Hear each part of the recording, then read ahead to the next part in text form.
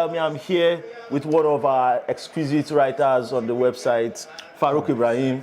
FARUQ, it's nice to be here with you. Obviously, the last game that we called together, the game between Argentina and Cape Verde, a banger of a game. Incredible football. Incredible football. It's actually nice for you to be here and obviously share with your energy.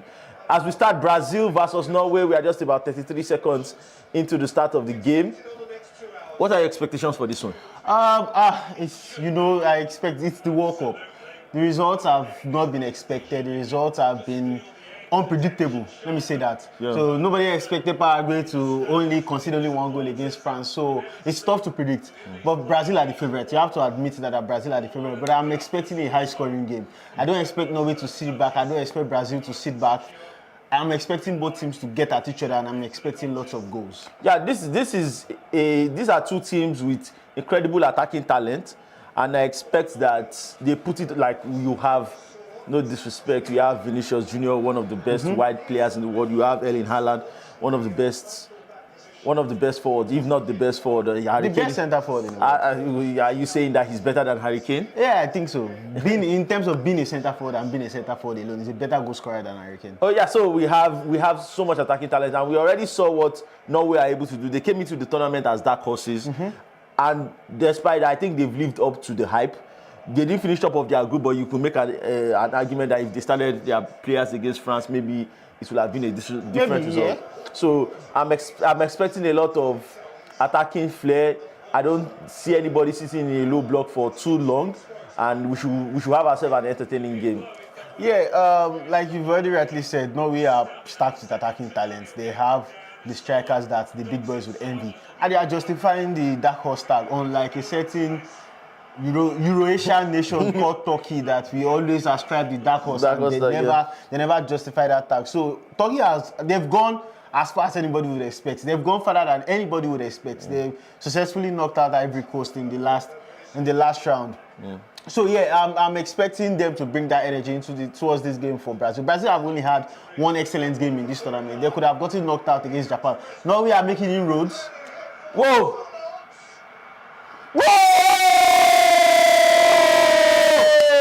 Oh my God! We've just been saying it. Now we have what?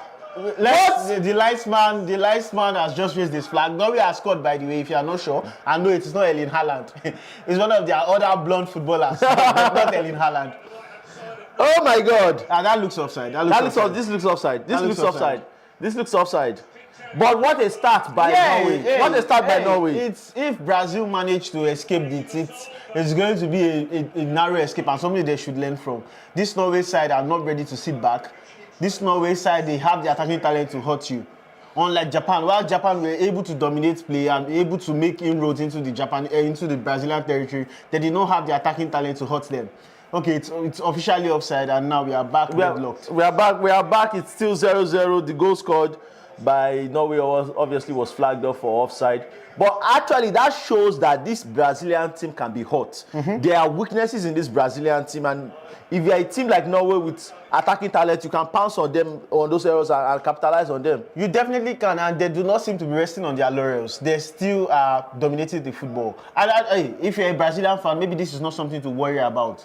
Those who are fans of Real Madrid for the past 3 to 4 seasons know this is the way Ancelotti likes to play his football. No. He likes to wait for teams to attack them so they can now exploit the space in behind, because that's where the likes of Matheus Cunha and Vinicius thrive. So maybe it's not much to worry about. But knowing Brazil as a traditional side that like to dominate the play, I don't know how satisfied you are with that. You want to see Jinga, you want to see Samba. No. You don't want to see pragmatic football. Well, that appears to be what Ancelotti is going with today. I have a hot take also to spill about this. So a lot of people believe that the injury to Lucas Paqueta obviously compromises the balance in midfield of the Brazilian side.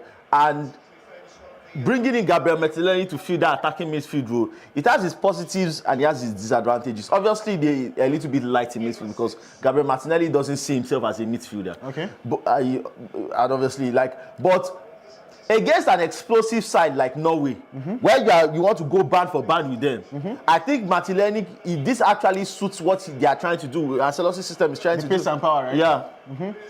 Yeah, I see that point. But the problem now is there is one thing to have the physical ability and gift to be able to execute the role. There's another thing to have the mental profile. I mean, Pogba is good defensively and offensively, and ideally he should be a good defensive midfielder. Yeah. But he famously was a bad defensive midfielder because he didn't have the mental makeup of a defensive midfielder. It's either he's too careless and adventurous on the ball, or he doesn't have the positional intelligence. So that's another thing we have to look out for. Yeah, so Brazil seems to have caught the injury bug. We have Ryan, who is now deputizing for Rafinha, and Gabriel Martinelli also deputizing for Lucas Paqueta. Those are originally the starters coming to the tournament. But it's good to have incredible attacking quality, whereby, obviously, I don't think Ryan is on the level of Rafinha, but you can just bring him in. And Gabriel Martinelli, obviously playing for the Premier League champions in Arsenal, he has enough quality and has played enough professional games to compete very well at this level. So I'm very intrigued to see. But in this opening 6 minutes of the game, we are being honest, Norway are taking it to Brazil. Yeah, they are taking it to them. It's been all Norway, and Martin Odegaard is showing why he is the best midfielder on the pitch. Speaking about midfielders, I would like to spotlight Bruno Guimaraes. Yeah. He has had an excellent tournament. Excellent tournament. If you are following the transfer news, you would know that Sandro Tonali is set to join Tottenham, and Newcastle are not sweating over it because the jewel in their crown in midfield is Bruno Guimaraes, and he's the one who they are not ready to sell. They've told Arsenal no, they've told Manchester United no, they've told Man City no, and with his performance at the World Cup, you can clearly see why. In terms of breaking up play, he's there. In terms of assists and creating chances, he has 4 assists this tournament. Only Olise has more than him. Yeah. And if Brazil are to do anything in this game, especially when it comes to holding the hands of Gabriel Martinelli and also making up for the aged Casemiro, yes. So you know Bruno Guimaraes is doing a mammoth task in midfield. Yeah, I would agree with that. Like, coming into this tournament, there was an episode of Crossfire where I talked about the limitations of Bruno Fernandes. Maybe due to my experience and foresight, I was able to deduce that even coming to this World Cup, Bruno Fernandes may not be the best Bruno coming into this tournament. and as we can see, he's struggling. He has world-class midfielders in Vitinha. We don't talk about Bruno. We have world-class midfielders in Vitinha and João Neves next to him in midfield, and he's still struggling to be impactful with very, very creative players in wide positions. Very, very solid base in midfield. You are still struggling to fit in your role. People are making excuses for him left and right that Vitinha is the one slowing down the ball. He needs to be the one progressing the ball from the deep lying place instead of okay. But that is literally what they used to tell me about. That is literally what people used to tell me about Pogba when he was at Manchester United. It's always somebody else's fault to unlock Pogba. Now it is somebody else that needs to unlock Bruno Fernandes or sit down on the bench so that Bruno Fernandes cannot be successful. He cannot just apply his technicalities and understand that okay, maybe in this my God, Brazil look to have settled into the game, and if you heard us who and has, it's because Vinicius just sent someone to the deck. Brazil look to have settled into the game, and you can clearly see how Ancelotti intends to use Martinelli in this game, because Martinelli just had his shot blocked on the edge of the box, so you know that he's the one that's going to be doing the box crashing. Yeah, he's going to be doing the way Jude Bellingham plays for England and the way Frank Lampard famously played for Chelsea. Yeah. So that's how Carlo Ancelotti intends, and Carlo Ancelotti, someone who coached Bellingham and who also coached Lampard at Chelsea. You can clearly see that if he looks at Martinelli and says Martinelli can do this, that's the maybe we should trust that. Maybe we should trust. Like Carlo Ancelotti has several flaws. They say he's lenient in practice. He doesn't work the players hard.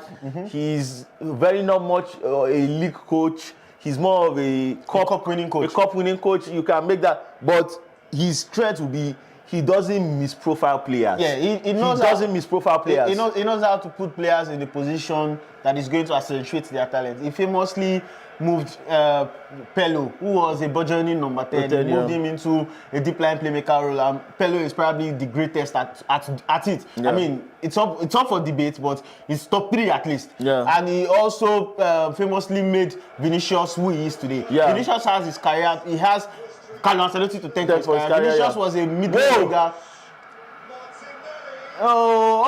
looks like a penalty. That looks like a penalty for Brazil. That looks like a penalty for Brazil. Whoa. You can also see that penalty was fashioned from Martinelli making a late run into the box. Let's go to VAR. Let us go to VAR. No, VAR has to look at this. Let us go to VAR. Let us go to VAR. This is a reckless tackle. If you are sliding, Stonewall penalty. It's a penalty. Stonewall penalty. If you are sliding in the box, you also have to question how the referee was not able to call this immediately. Why we need VAR to intervene for this? If you are sliding in the box, you have to get the ball. No. You have to get the ball. Even if he had already boosted the ball before, this is a penalty. The contact is crystal clear. You should not be sliding at that place if you are not able to get the ball. If you are not definite or sure that you get the ball. This is a penalty, and I do not know why VAR is spending time on this. And this is one of the frustrations and criticisms people have leveled against VAR. It slows the game down. It slows the game down. I get that we want to be right. But if I can see this immediately from one replay, the person in VAR room should have been able to adjudicate and tell that this is a penalty. Also, I am blaming the referee for not being able to call this immediately, because it seems that with the advent of VAR, referees are comfortable not being authoritative and making swift decisions. He has been called to the VAR monitor. He has to. He has been called to the VAR monitor. I don't think he has to look at this more than once before he can call this as a penalty. Also, I think one of the problems with VAR is that, like, you said referees do not want to be authoritative. I believe that referees do not want to take difficult decisions. That is the most important. Part of it. They don't want to take difficult decisions. Come on, this is clear. This is clear. This is a clear penalty. Mateus Cunha had him beat, well beat. Like we said, he only needed one replay, just like we did. And he would immediately tell that this is a penalty, and you would expect that Bruno Guimaraes or Vinicius will step up to the plate to take the penalty for the Seleção. Penalty, come on. Penalty given to Brazil. Penalty given to Brazil. Penalty Afiora Brazil. Whoa! And Norway were actually playing well for like the first 7-8 minutes of the game. That was a poor foul for Maya. That was a terrible foul. Terrible foul. Someone with a lot of experience shouldn't be doing this.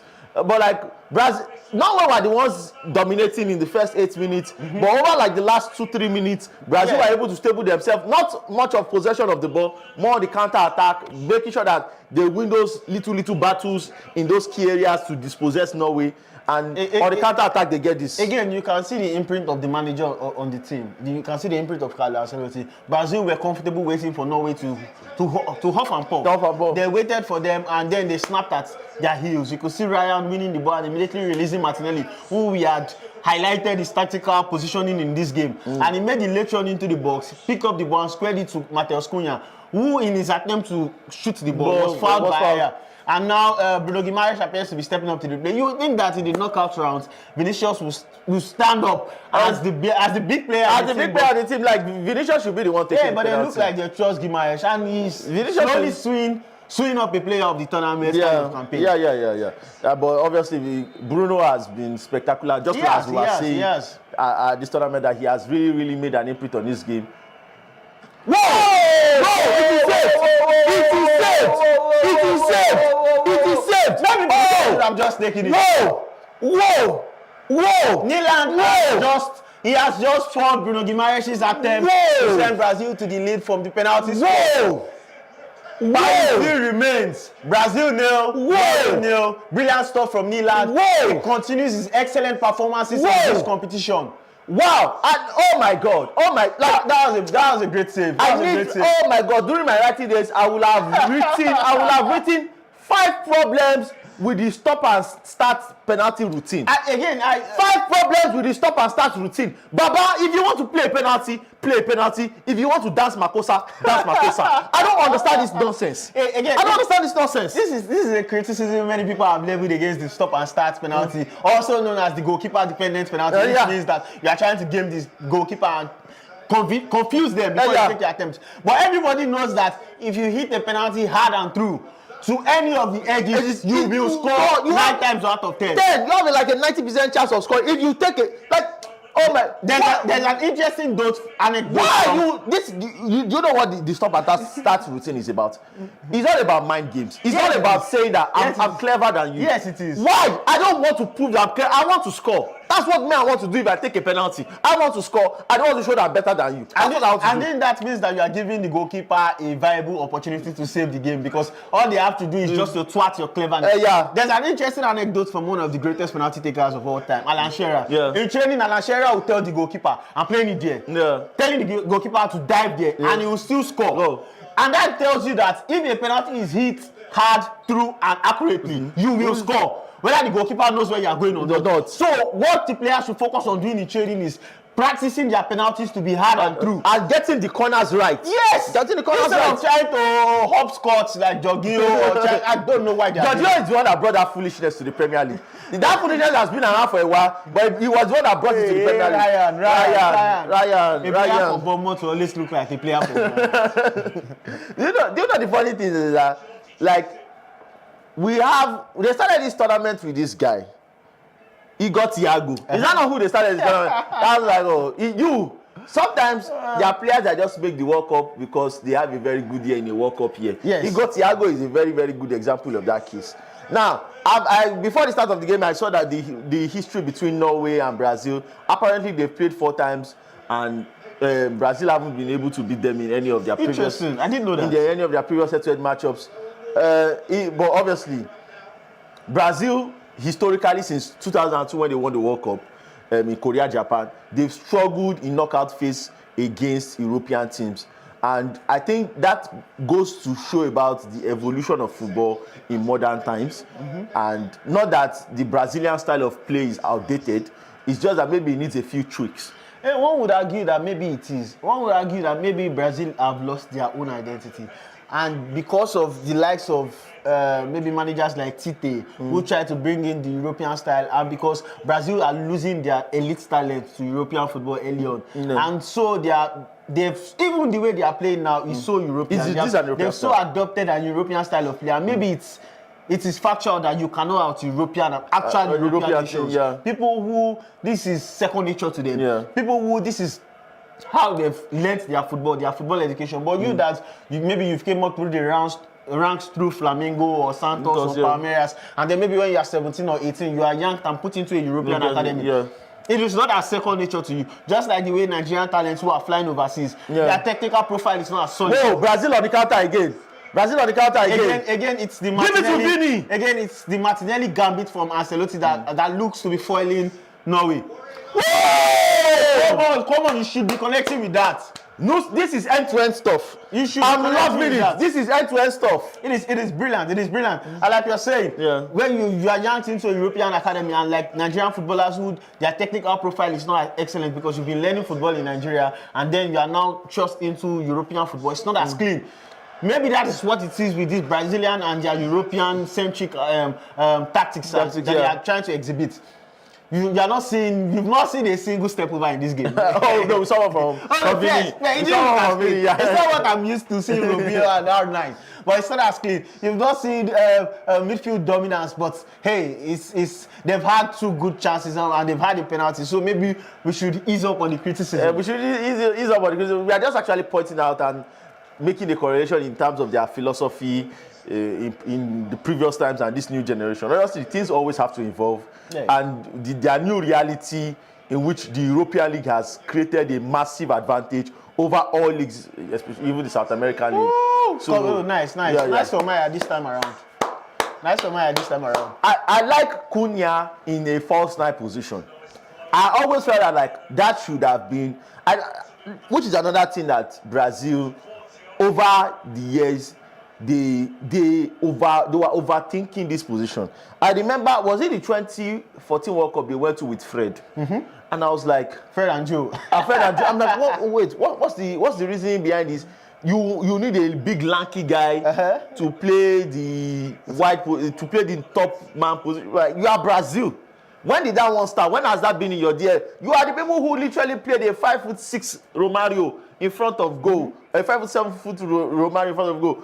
Why would you now, in modern time, they believe that, you know what is best for us is somebody who can hold up play? When you literally have flair players in Neymar, Oscar, and Coutinho, and what's the name of this other guy? at the base in terms of the attacking midfield positions that were kind of fluid. So those are the things that obviously they were making those gradual changes then. Yeah, like they you were said. making. I remember watching Brazil 2013. They played in the Confederations Cup against Spain. In the final of the Confederations, there was a Confederations Cup then. A lot of kids may not know this now.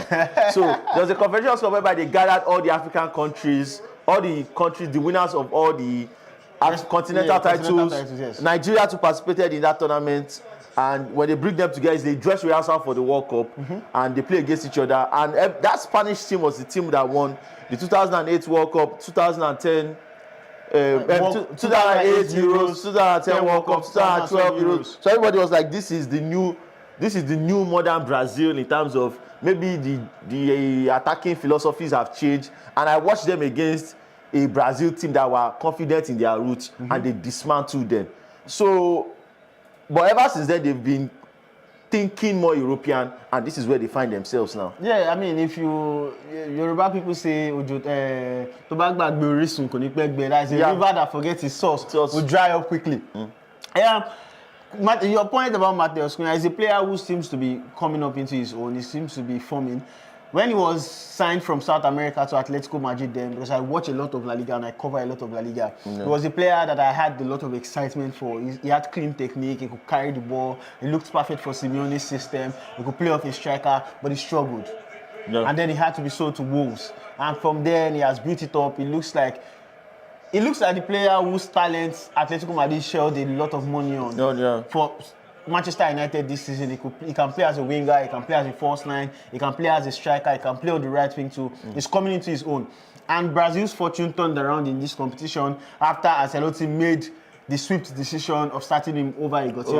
Yeah, I really agree. I just felt that that decision made the attack a little bit much more fluid and interesting. Very punchier. Yeah, so we are 21 minutes into the game, and the game has kind of slowed down in terms of pace. Brazil are very much the defensive side.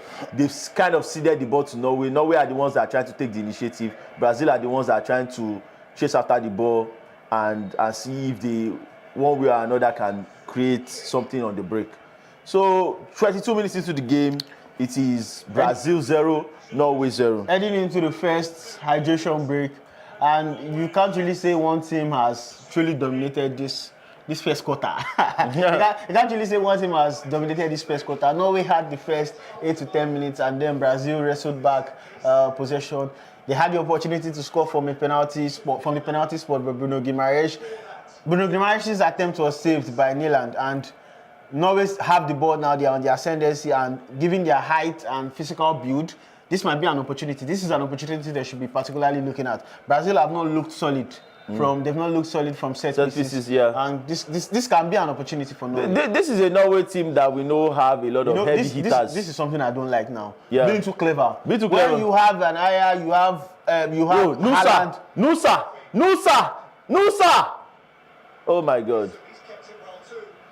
Norway still have the ball. Norway still have the ball, but I don't like this. Yeah. You see exactly. You have so many big bodies up front, and instead of just pushing the ball into the box, you decided to be too clever. Nothing in there. They are not going to give you a penalty for that. They're not going to give you a penalty for that. Norway could have just lumped the ball into the box and given their big men a chance. Yeah. But instead, they tried to be too clever. They tried to be intricate. They tried to do tiki-taka with a set piece. Yeah. They're not going to give you a penalty for that. Mikel Arteta will be fuming wherever he is.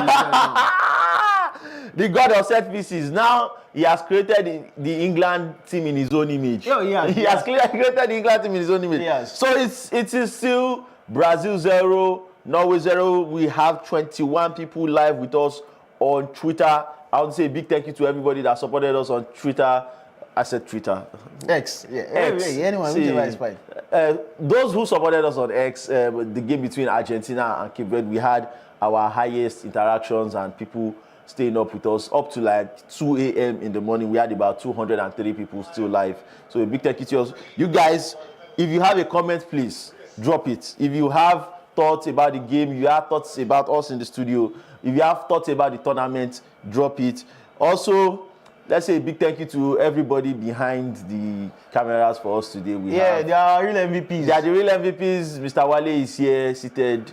We have Kayode with his challenges. Kayode with his challenges has been the one producing. I hope he doesn't just cut the thing away like this. I hope he doesn't just cut it away. So Kayode has been the one obviously behind, and obviously Efe providing majority of the cuts. A big thank you to those guys. So we'll soon be going to the hydration break. This game has kind of slowed down in terms of pace. Maybe it's the temperature, maybe it's the weather, or maybe both teams are like, you know what, this is knockout football. Why are we trying to do as if, why are we trying to take massive risks? Yeah, it looks like maybe, hopefully for the viewers and for we ourselves that have to watch this, hopefully the game preps up after the first drinks break. Hopefully both teams step up, put their foot on the pedal and actually put some gas into it, because it looks like both of them are comfortable just lulling each other into submission, and it clearly isn't working. Norway are trying to hit Brazil on the counter. Brazil also want to hit Norway on the counter. One person has to decide that we are the protagonists. One person has to decide that, and it clearly isn't working right now. So on Instagram we have official mad. They don't tear Brazil. Oh, like he's also very premature. And as Sorope Matagala is 2-1. I think that's his prediction. Time will tell. So if you are joining us on Instagram, we are also here with you. I think this is Soro Peter Mark Agala. Bros, why you write your name like this now? You are making it difficult for us to pronounce. You are making it. Please use space. You can use space on Twitter or underscore. Sorry that we butchered your name. So we are at the hydration break right now. And it's Norway 0, Brazil 0. Brazil obviously had a golden opportunity to go in front, but they squandered that penalty. Bruno Fernandes. I want you to talk about the round of 16 games that happened yesterday. Okay. Morocco versus Canada. Oof. Canada dominating the opening exchanges, but ultimately losing by 3-0. Yeah. And I just want to say, Morocco, you guys, there's a bro code. In case you guys do not know, there's a bro code.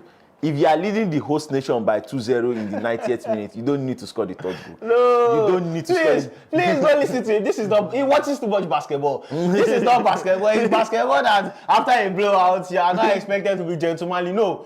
In football, the way you show respect to your opponent is to keep attacking. Yeah. You have to keep playing. And because this is football, anything can happen. This is football. Who says that Belgium versus Senegal? Senegal considered 2 goals in 4 minutes. So anything can happen in football, which means you have to kill teams off. You have to keep playing. And this is what we've spoken about with the remaining African teams who did not know how to take their chances and kill teams dead. You do not want to give a host nation the chance to have the 12th man get behind their back. So I enjoyed that Morocco did that. As in Hunai is a spectacular footballer. I do not expect him to continue at Girona next season. Honestly, they have to play in La Liga too. That talent does not belong in the second division. I think he went to Marseille at a particular point in time. No, he's in Girona now. I know I watched him in Girona last season. I'm just saying that, I will understand Marseille. I will understand certain things. That's for the first game, and I want to give massive credit to Brahim Diaz, 2 assists in the game. He's been incredible as the tournament has progressed. Obviously, he has to take over the attacking role in terms of leadership because Brahim Saibari is out now. So, seeing as you are wearing a Super Eagles jersey, there's an interesting stat out there. African teams have won 8 knockout games at FIFA World Cup history. Morocco have 4. Nigeria have 0. I've said Senegal have 1. Ghana have 1. Egypt have 1. And Nigeria have 0. Egypt have 1 as well. Nigeria have 0. It's quite interesting that we have the pedigree of being good at World Cups, especially in group stages. We had 6 points in our first World Cup. We had 6 in the second World Cup, and we could have won all games in the second. If we had not lost to Denmark. I mean, Paraguay in the second one. If Milutinovic had not decided to rest players because we had qualified. So we have that reputation of being great. Our first and second World Cup, because 94 was our first World Cup. We were excellent. But for a country like Nigeria to have never won a World Cup knockout game, it is disheartening.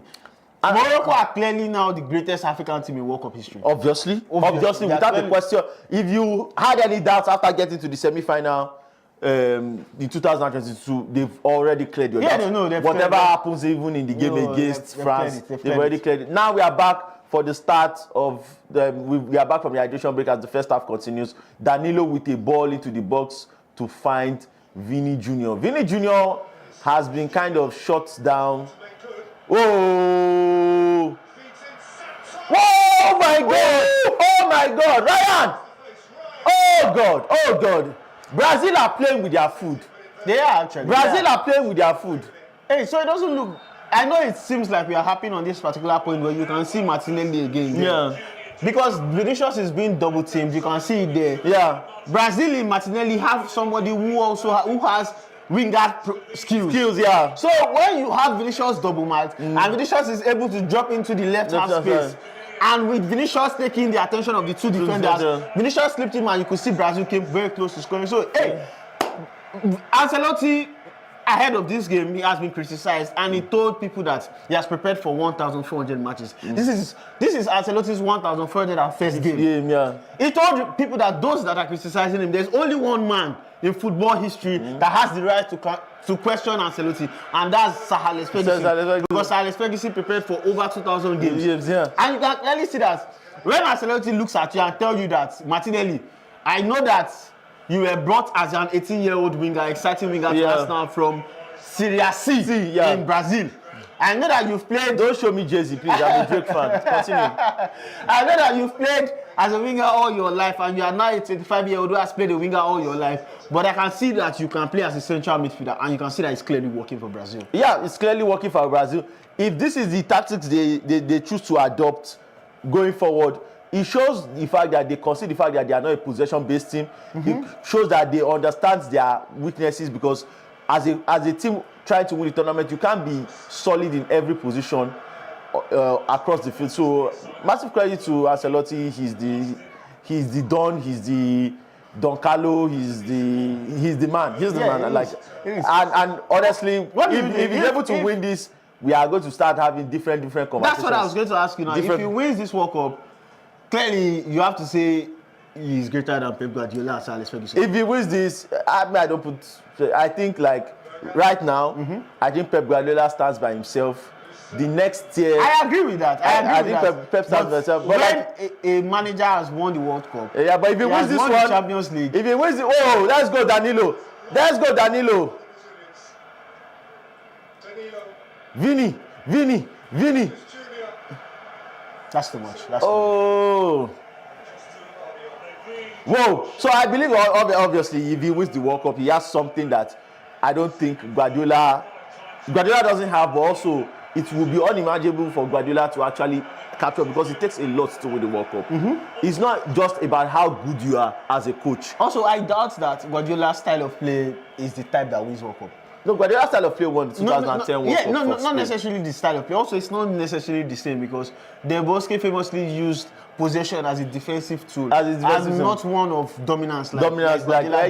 Also, I say that because Guardiola famously needs time to bake in his ideas. There's a reason why really struggled in his first season under Guardiola. Mahrez struggled in his first season. Bernardo struggled in his first season. Rodri struggled in his first season. Doku struggled in his first. Hey, I can go on listing. Yeah. But there's no point doing that.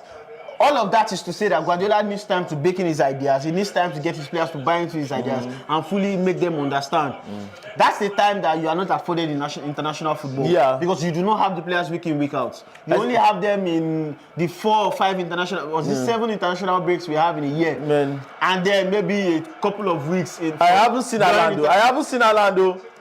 Yeah, I was going to say that, but with Erling Haaland, you really need to see before he steps up to hurt you.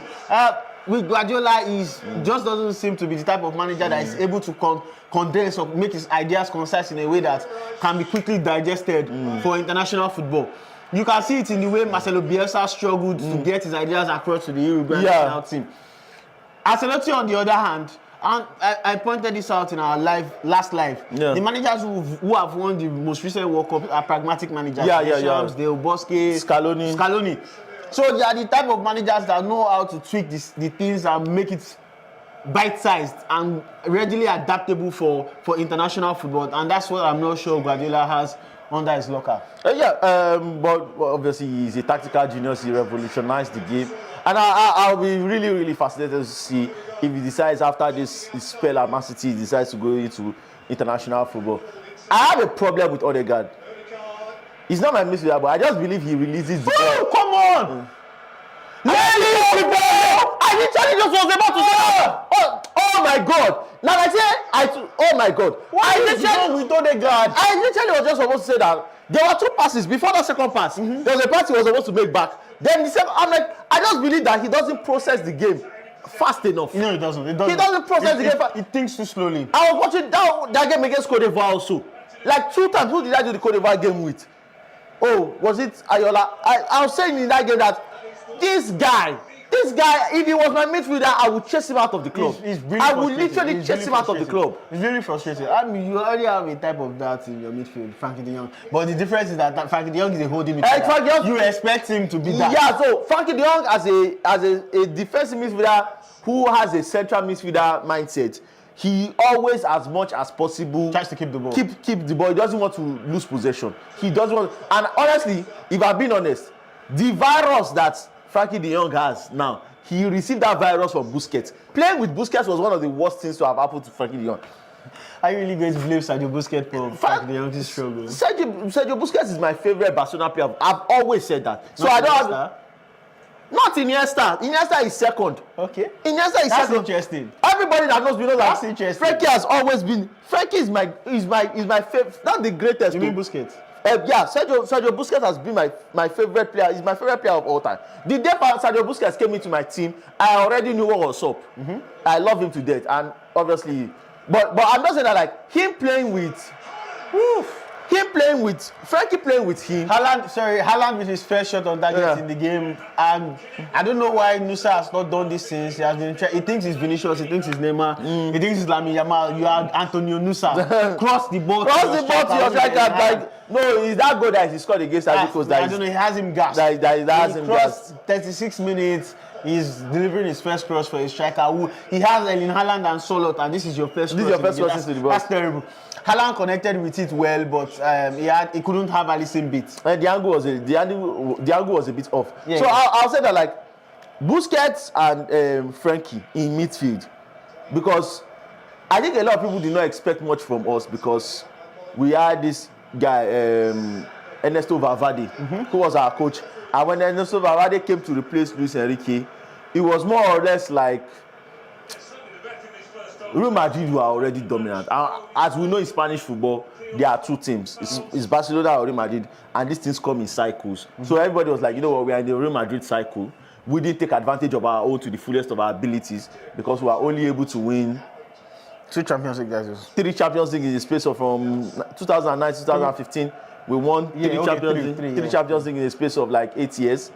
So it wasn't much, but Madrid were dominating. But I have a problem with judging the success of a cycle for a team with Champions League. The thing is that I don't normally you wouldn't judge it with Champions League. Barcelona won enough La Liga titles in that period. I think 6 in 8. Yeah, we won. To call it an unsuccessful. In that era, we won in that 8 years. I think we won 6 in 8. Yeah, 6. And we won 3 Champions League to match also. So, but I think that the minimum we should have had is 4 Champions. I think 4 Champions League would have made it palatable.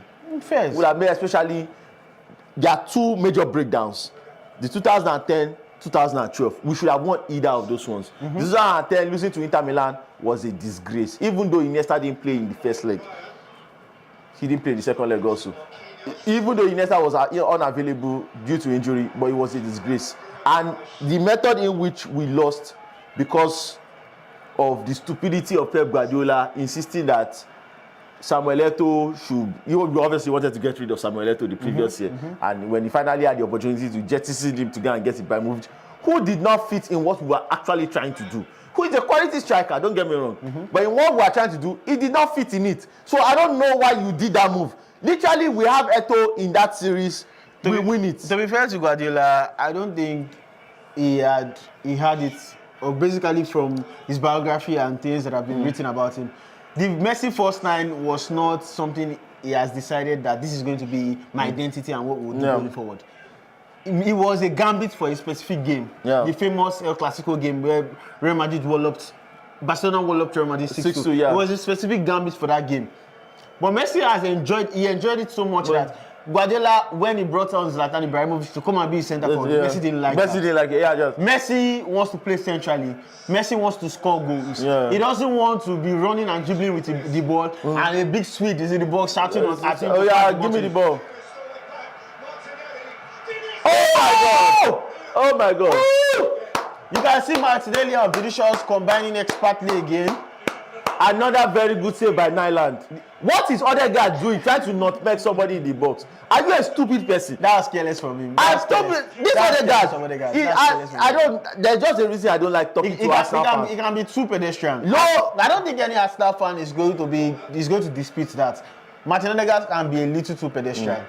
Which is why it is very, very disappointing. He's a number 10 with the temperament of a number 6. That's why he couldn't. That's why he literally. That's why he literally couldn't cut it. You know, Ancelotti is going to be looking at his Odegaard's performance and just going to say, this is why I didn't give you a chance at Real Madrid. Because Ancelotti had the opportunity to give Odegaard a chance when Odegaard returned from the very successful loan at Arsenal.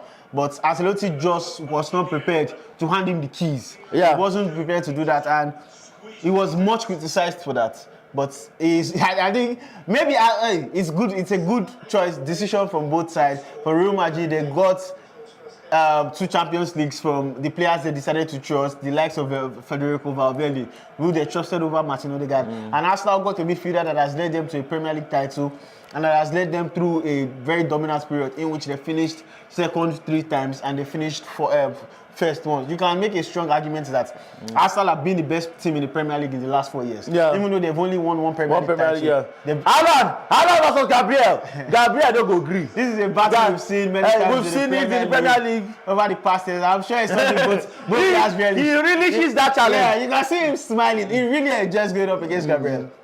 They go bad for bad. I like. I enjoy the battle between. I enjoy the battle between. I think the number one thing that Ancelotti realized is not about Martinelli. It's not even his pace or anything. Thank you. Finally, Nosa decides to give Haaland the ball. Odegaard shoots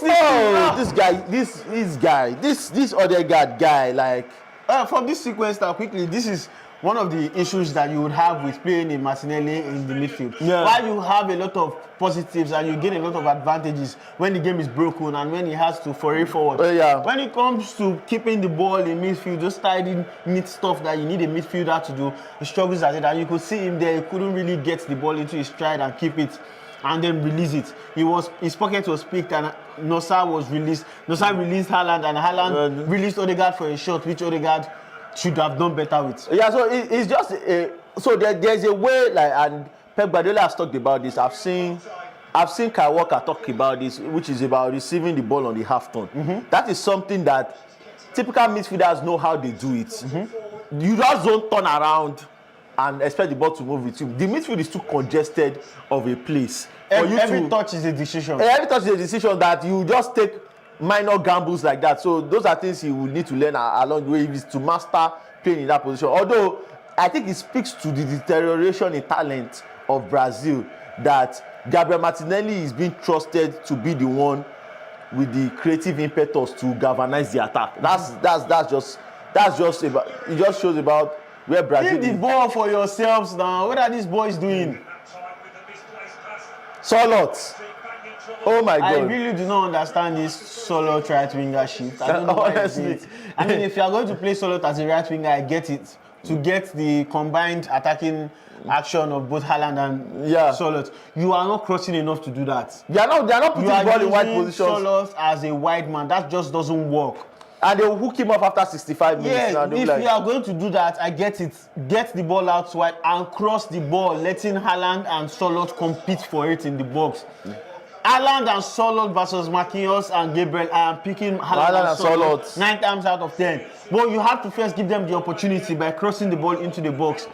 Norway are trying to be what they are not. I know we spoke about Brazil and their identity. Norway are trying to be smooth, they are trying to be intricate. And I know they have won 3 games already in this tournament, and maybe it's being overly critical, asking them to depart from what has worked so much for them. Yeah. But if you have an Erling Haaland and an Alexander Sørloth in your attack, you have to cross more. You have to feed them.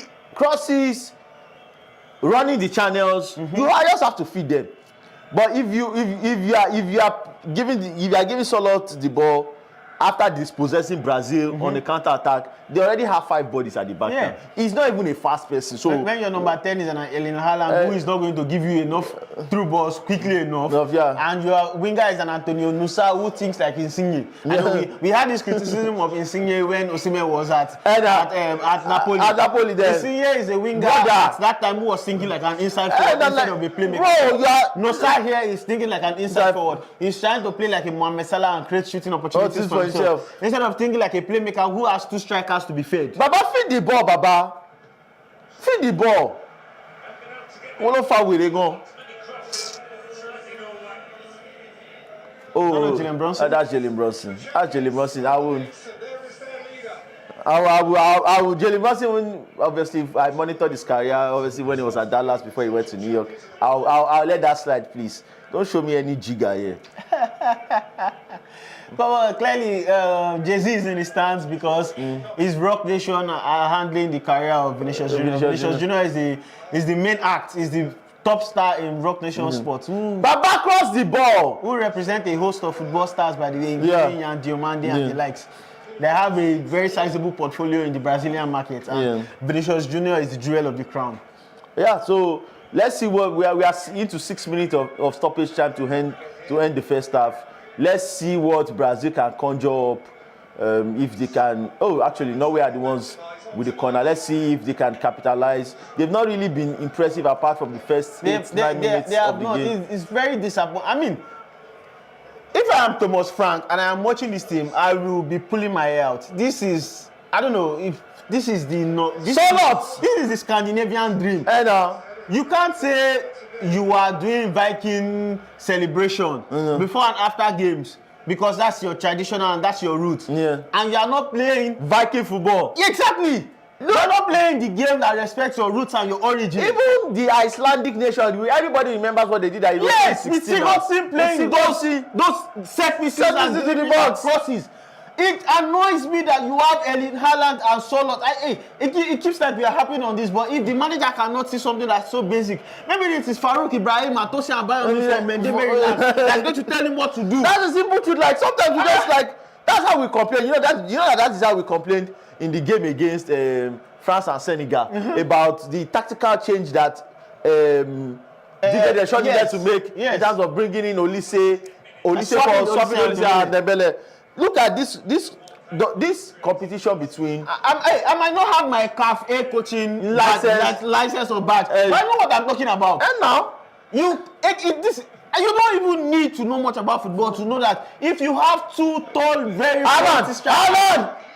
Oh, yeah, score!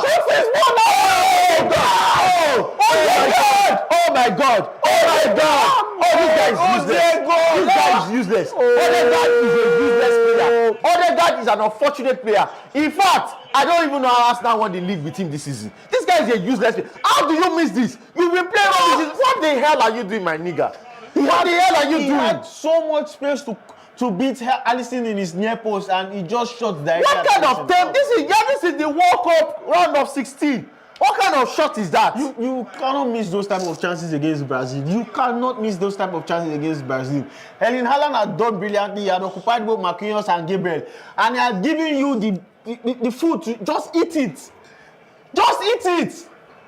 Oh, all the attacks that Brazil are launching is on that left-hand side because they know that Sørloth is not going to come back and defend so deep, and that matchup between Douglas Santos and Sørloth, Douglas Santos is always going to win it because he's nimbier, he can shift more.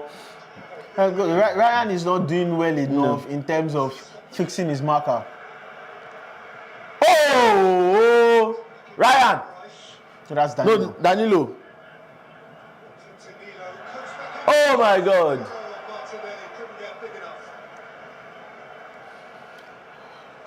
We are heading towards halftime. We are inching towards halftime slowly. Although Ancelotti has said that there's a massive possibility that we get to see. Martinelli should have scored that. Yeah, that there's a massive possibility that we get to see Rafinha. Neymar and Vinicius share the field together. And I think in this circumstance, that is where someone like Estevao will be very. That was poor for me. I'm sure when Gabriel saw Odegaard peeling away from him, he just sat down and drank his coffee because he knew there was no way this was heading in the back of the net. I've seen you have this opportunity 1,000 times in training and you never scored. You've never scored it. So why should I be worried? And that's my number one problem with Odegaard. He doesn't have, statistically, he lacks conviction, he lacks bite. Statistically, he's not even really going to be, he's not a statistically producing midfielder. He's foreplay. You have to describe him as a footballer. Yeah, he's foreplay. It's not like, it's just that if he matches your eye as a if you covet him, I think as Arteta just covered, is your style of midfielder. I mean, don't get us wrong. He's a good footballer, a very good footballer, a very good centre midfielder, one of the best in the game. And his presence is very, very important and integral to the way Arsenal play football. Yeah. Yes, he's a midfielder that will enter into most sides in the world. The reason we are being critical of him is because for a player who plays for a top 3 side in the world, you should be, the way we should be speaking about you is on the level of one of the best midfielders in the world. Yeah. And so we are going to judge you on those standards. And if you judge Martin Odegaard on those standards, he falls short. But if you compare him with the likes of maybe Rodrigo Bentancur, or the rest, or Arsene Mahua, or Pablo Fornals. If you compare him with those, yes, of course he stands out there. But when you say against, stack him up against the best in his position. Yes, I know we've maligned Bruno Fernandes, but if you compare him to Bruno Fernandes or Jude Bellingham, he falls short. And that's the level Martin Odegaard should be playing at, and that's the main problem with him. We are heading into halftime. We are heading into the halftime break. It is Brazil 0, Norway 0. Brazil had a chance to go in front. Obviously squandered a penalty by Bruno, saved by Nyland. And Odegaard had a golden opportunity just before the halftime break. Two now. He had two, but like the last one, the golden opportunity, and he just missed it. So we'll go to the halftime break right now, and we'll come back for the second half, expecting an exciting half between Brazil and Norway. Yeah, thank you for watching. Thank you for your support. Keep watching. Let us hear from you. Comment, like, share, subscribe. Tell your friends to join the live. Tell them Vinicius is playing rubbish. Come and watch. TOSIN and FARUQ speak about it. Yeah.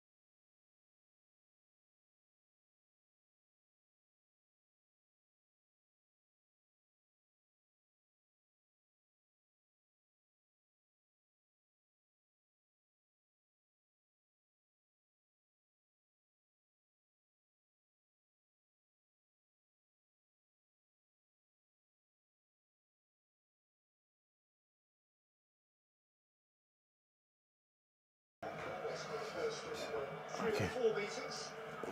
So, guys, we are back for the start of the second half. Just 2 minutes into the second half, it's still Brazil 0, Norway 0. From what we've seen in the first half, obviously no changes to start the second half.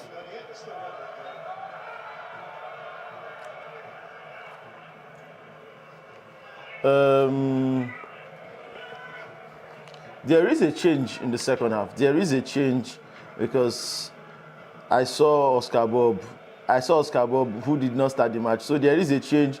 Alexander Sørloth was taken off for Oscar Bob, while Nusa was taken out for Shai Drellop. So they changed the focus of the attack. They shifted from Nusa to Bob on the left-hand side. Like we've said, Nusa has conspired against his own team today. He has been slow. He has refused to cross the ball. He has left Haaland and Sørloth bereft of service. And if you are going to play like that, there's no point playing Sørloth. So you might as well bring on a winger that would actually do something.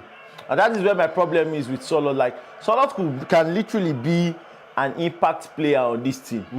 Literally be an impact player, but he's not given the opportunity to do so. Beg, balloon, you the balloon ball go. No. I hate when role players try to become star. You are not the star of this team. Release the ball to Haaland. I swear, like, you were able to find a pocket of space in the middle of the pitch, which is very, very rare. Utilize it. Don't just be the hero. Haaland looks to have pushed up the field now. He's playing more of a second striker role. I don't know how well that boosts Norway's chance or their ability to attack or make inroads into this game. Because he has been, I know we've criticized him, but he has been the main source of their ball progression from deep. So I don't know how well they can progress the ball without Haaland. And obviously, Haaland playing as a single striker sometimes. Without Odegaard, I'm sorry. Without Sørloth, it's always sometimes deflating. Like, you stand a better chance of maybe Sørloth occupying one of his defensive problems if he's on the pitch with him. But now that you've taken him off, you now play a strictly 4-2-3-1 formation against a Brazilian team that decided that they want to actually press their foot on the gas in the second half. So you are going to probably have less possession, which means less time on the ball for Haaland. I don't know. I really want to see how he hopes to. Because if it's more of the same, if it's that you're just changing who the winger is from Nusa to Oscar Bob, and it's still the same thing you are doing. You are trying to be intricate. You are trying to be cute. When you have the giants up front, I don't know how that helps you, because if you are just Oscar Bob is only slightly better than Nusa. Yeah. If you are not changing your setup and you are only changing personnel, I don't know how much that helps you. So I want to see more crosses. I keep saying it. I want to see more crosses. It makes no sense to be a big team and you are scared of crossing the ball. Yeah. As Haaland who fights to win the ball, I think he's coming to win area duels in midfield. He should be winning area duels in the Brazilian box area. Yeah, so like, obviously that is where the problem for Norway lies. Like, they need to be very, very strategic, because underestimate this Brazilian team at your own peril. At your own peril. Like, they are not playing great. They were not playing great. But all of a sudden they just kind of turned it on. They do not look worried, or they do not look shocked, or they do not look surprised that they are having less of the ball. That's Brazil anyway. They are comfortable letting you have it, like we've said. That's the way Ancelotti wants to play. Ancelotti wants to use Vinicius and Mateus Cunha to exploit the space behind you. Yeah. And the way to create the space behind you is to let you attack. And he has let Norway have the ball. He has let Norway enjoy possession, but they are not doing anything with it. They have not been purposeful. They have not had purchase. Yeah, I totally agree with that. There's no urgency. Like, because you have the ball doesn't mean you are on the ascendancy. Sometimes it's just masking the way in which a team is going to break you down when they have the ball. That's why you trying to understand the angles, trying to see the places of penetration, trying to see, okay, in this certain instance, maybe they will be offside, so we don't need to go through this certain perspective. So these are the things that, in my own opinion, that is holding back Norway. That's why it's not controversial to say Arsenal dominated the Champions League final against PSG. I know it sounds crazy when you look at SofaScore and you see possession, PSG 60-something%, Arsenal 30-something%, and then when you hear someone say the team with 30-something% possession control the game, it sounds surprising. But there's a way you control the ball or control the game with the ball. And there's a way you control the game without the ball. If the game is going the way you want it to go, you are controlling the game, whether you have the ball or not. Brazil want Norway to have the ball. They are comfortable with them having it. They are hoping that Norway are going to have the ball and advance into their own territory, which leaves space behind them, like we said, for them to exploit. There's a reason he's playing Martinelli and not playing a more intricate midfielder to break down a low block. Ancelotti is not looking to negotiate a low block. He's not interested in playing against a low block. He wants to play into space. Yeah. And the way to play into space is for Norway to attack you. And that's why Brazil are controlling this game, because it's going the way they want it to go. Norway, on the other hand, are having the ball and they do not know what to do with it. It's not like Norway are consistently creating chances. They've only had one good chance, really good chance, and and they did nothing with it. Yeah, so I would say a big thank you to everybody that is following us on X. We have about 45 people streaming live with us on X. If you guys, a big thank you to you guys. If you guys have any thoughts or comments, drop it. We'll actually relay it while live on air. Brazil need to turn it up a little bit. As much as we've criticized Norway in terms of how they are not being productive with the ball, Brazil need to just step it up a little bit. And Vini is doing that. They look like, oh my God, no. They just never seem to get the ball under control after a beat 2 men on the left flank. That should be a corner. Yeah. But good skill by Vini. Good skill by Vini. He went 1v1 and he was able to break down the Norway. 1v2 actually. Yeah. He's that skilled.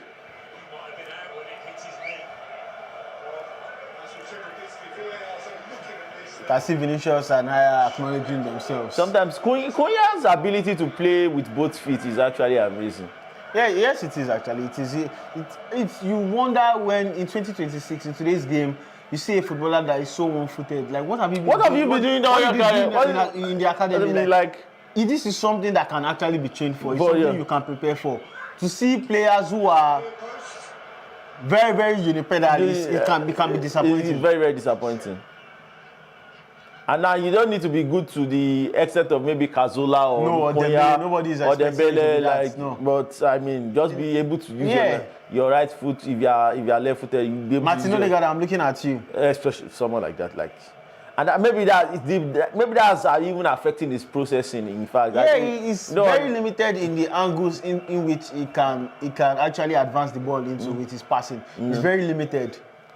So Norway still continuing their gimmick of holding the ball in areas that are not dangerous. Yes. I mean, if that's what he wants to do, it is what it is at the end of the day. As we said, the way to aptly describe the way Odegaard plays football is foreplay.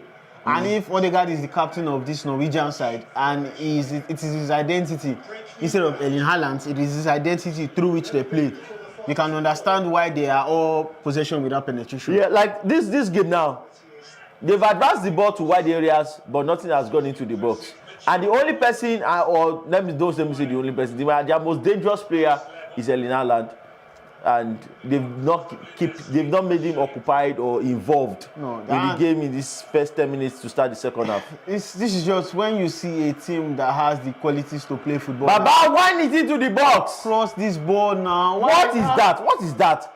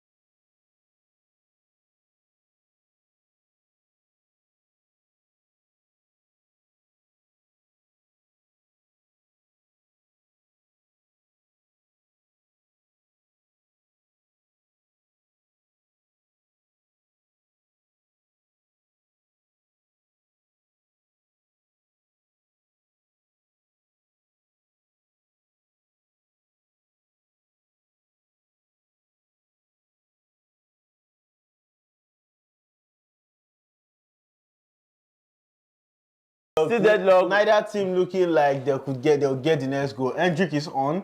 Hendrick has replaced Mateus Cunha. While we've credited Cunha for the way he was able to play in the first half, clearly in the second half he has not been able to impose himself into the game. And so Carlos Ancelotti, against his better judgment, has decided to bring on Hendrick. I said against his better judgment because we know what Ancelotti thinks about that. But obviously, when you get late, one of the things people need to consider here, when you get this late into the tournament, once you start getting into the round of the quarterfinals and stuff, sometimes you just need an unknown player you haven't even played all the tournament that hasn't been scouted. Whoa! Oh my God! That was the chance. Oh my God! That was the chance. Oh, no matter the team that is playing in the world, whether be it Real Madrid, Brazil, France, or Argentina, if that type of chance is to come into a game and you are asked who do you want to be on the end of it, it's going to be Erling Haaland. And it's surprising that he didn't bury the chance. No, he didn't get the.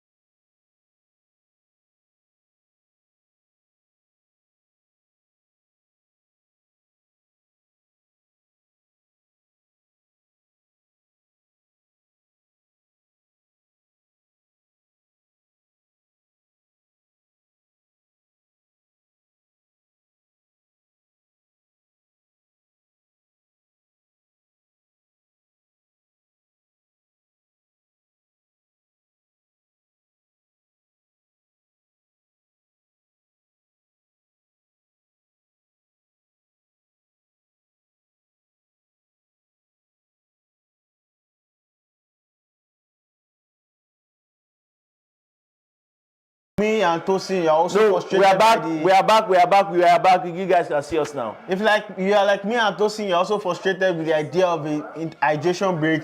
Comment down below in the comment section. Let's hear from you. People know how much I hate the hydration break. They know how much I hate the hydration break. Speaking about FIFA's ill-advised decision to introduce an hydration break, have you seen the story of Folarin Balogun, whose red card has been rescinded? Oh my God! I was so locked in on this game. Oh yeah. Now let's actually go through it. Please, I need to hear your own thoughts first. No, I'm presenting it to you. I want to hear what you have to say because I'm just gobsmacked. I really do not know what to say because I can't say I've ever seen this before. The Ronaldo one was controversial, but it was still palatable because it happened in a friendly game. Yeah. Which means that... No, it didn't. It was not in a friendly game. Yeah, it was in a qualifier. Yes, sorry, it happened in a qualifier, it was still palatable because the tournament had not started. But for this one, it happened mid-tournament, and then it gets suspended. It's just, I'm hoodwinked. Hey, not hoodwinked, I'm gobsmacked. My over is whelmed. Wow. I just do not know what to say. Okay, let me start by saying this is the state of football worldwide. And I'm so thankful that I saw the message and the statement by the Belgian Football Association. They came out and strongly condemned it. But it just shows where football is right now. My problem is, can we get something other than a strong condemnation? Because Infantino is about to run again, and you people are going to vote for him again. What? I think I need to, or maybe we need to do an explainer of how to get into FIFA councils, how to get into NFF council. We have the same problem in Nigeria. It's like just a microcosm. Everybody just like Michael Emenalo just finished as head of football in Saudi Arabia, and people are like, you know what? This is the man that's supposed to be the leader of the technical crew. I'm like, vote for him. It's not even about voting. Like, you think Michael Emenalo should be leading the technical? Look, who are the idiots that are in charge of the administration that he should come and be the technical crew? Who are those ones that are there? Those fools that are there, you should come and be working under them. He should be the #1 person in charge of football in this country. You are saying he should be part of the technical crew. He should be contesting with Eguavon for a job. Who the hell is Eguavon? Who the hell? What is in Eguavon's head? Easy now. What is in it? No. Easy on the legend. Legend of Nigeria. Congratulations to you. But you have been in this position but on and off, because there are sometimes he will on and off as the head of the technical crew for Nigeria for at least 12 years. And I'm just being generous. If not more than that. If not more than that. From coaching, obviously, to back and forth.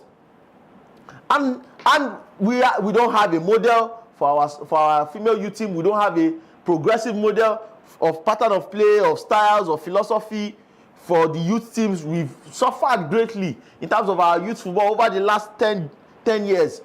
And you are saying that they should bring a Menalo who literally was the organizer of where the Saudi Pro League was able to achieve recent success in time. And also Chelsea. Chelsea. Chelsea, I'm not saying like he's from his recent job, and you want him to now come and work with some riffraffs in Nigeria.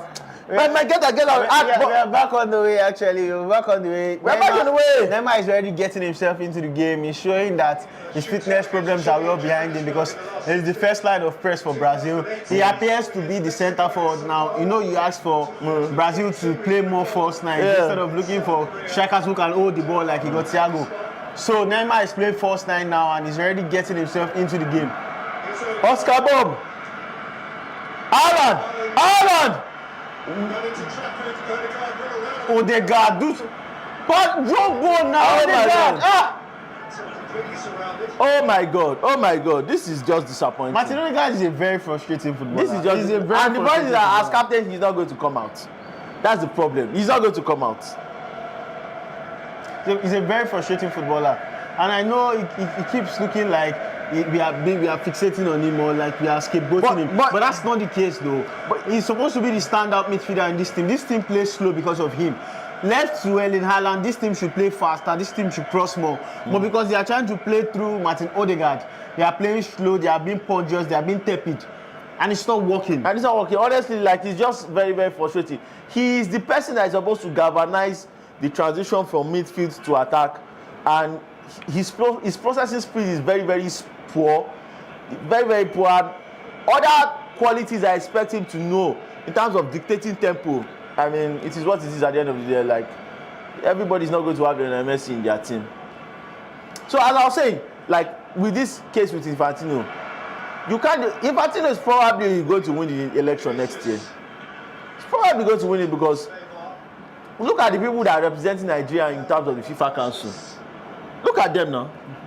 We know them now. How did they get into those positions? And those are the people that are going to represent Nigeria in terms of voting for. So at the end of the day, all this. Oh, they put out the actual big stars. They put out the big stars. We have Tobey Maguire. We have Leonardo DiCaprio. Two of my favorite actors of all time. Come on. Now we are talking. So now let's talk about the Ethan Hawke also actually. Okay. If that's your cup of tea. He is my cup of tea. Okay, fantastic for you. He was the main character in my favorite movie of all time, Predestination. Okay. Now to the issue of Folarin Balogun. It talks to you about the decadence of corruption that is already in the system of FIFA. When people are talking about Jacques Vaughan and Sepp Blatter and those other guys, Michel Platini, that those guys were a stain on FIFA legacy, they didn't even know that they are going to go a step further. Everything corrupt those men have been accused of, Infantino takes it several steps further. Is that not offside?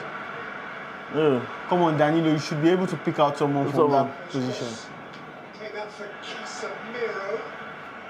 Brazil. I know we've spoken about how Brazil are looking to hit Norway on the counter, but one time, give it to him on time. Play the boss now.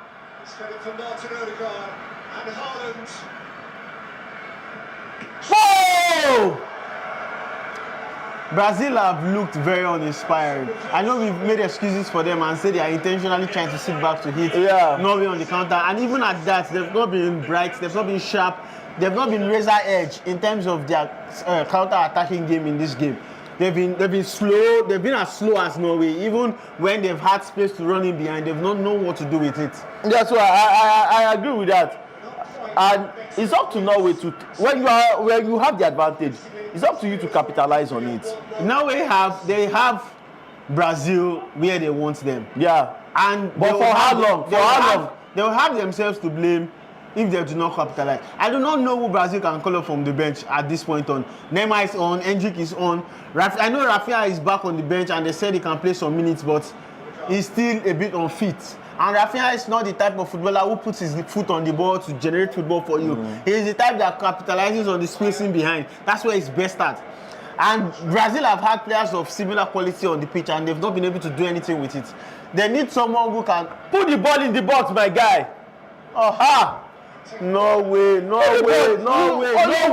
You want the ball to the wide areas and you either try and cut it for a shot or you are putting in substandard crosses into the box. Like, this Norway team is just frustrating, man. This is really. I know that Brazil have had teams who have been famed for their counter-attacking style before now. This is not new in terms of Brazilian football. I know that, but Brazil, for who we know them as a traditional football powerhouse, has the greatest footballing nation of all time. Yeah. Sitting at home as a Brazilian and watching this football that Carlos Ancelotti is making us play. Yeah. I'll feel very, very, very disappointed. You better win. That's the only thing. He better win. Exactly. That's the only excuse to play football this way is to win. Is to win. And if you do not win, we are going to call into question why you are making me doze off. Because at the end of the day, this is the mighty Brazil. They have the reputation, they have the pedigree, there are several decades of quality talented players have made sure that this is a respectable jersey worldwide. So when you now go into this tournament and you are playing this type of substandard football, I mean, the only remedy for it is basically winning. But we are 77 minutes into the game. It is still Brazil 0, Norway 0. Look at this. Norway with 503 passes, Brazil with 230. What? This looks like you are watching Spain against Saudi Arabia. I swear. This is terrible. Like I said, when you are on the ascendancy, you need as much as possible to make it count. It's time to bring on Ederson now, who is set for a move to Manchester United. I really do not understand what Ederson is going to provide to this team that they do not already have. Wait, maybe Atlanta's ball-winning ability. Atlanta's Ederson. Yes. Maybe ball-winning ability faster than Casemiro can, but I don't know if that is the problem they've had in this game. Man, they've had the problem. It's infuriating actually to watch a team that is so talented, see the initiative so much. And even the way they are seeding initiative, they are still unable to do anything with it. He's taking out Bruno Guimaraes for Ederson. If you are taking out your standout midfielder of the campaign for Ederson, who has not played much until now, I really do not know what you intend to do with that. It has to be an energy level perspective. Most probably he expects that this game is heading into extra time, because I don't know if Ederson is the type of midfielder that wins it for you in real time. Yeah, so Brazil have actually committed to all their 5 changes, and at the end of the day, time will tell if it's going to work out for them. Yeah, but for those who have not kept track of the changes. But for now, the most important thing they need to do is they need to make sure that this advantage counts. Yeah, Neymar is on for Matheus Cunha. Put the ball into the box. Put the ball into the box. Exactly. Put the ball into the box. Put the ball into the box. It's the yak and he will score. Put it in Holland and he will score. What are you doing? Why can't we kill the ball in the box? You want Norway. You want Erling Haaland. You have top footballers. And he brought Haaland. Why are you doing the ball into the box? Why are you Scandinavian and doing tiki-taka? 530 passes in money. To do what? To do what? Are you doing a bar? Cross the ball. Are you doing a bar? You have Erling Haaland and Solos before he was taking off. And you are being, pass it, Pep Guardiola. Pass the ball. Pass the ball, my boy. Pass the ball. 1-0. Next one. The Viking. Erling Haaland with the shit. Haaland.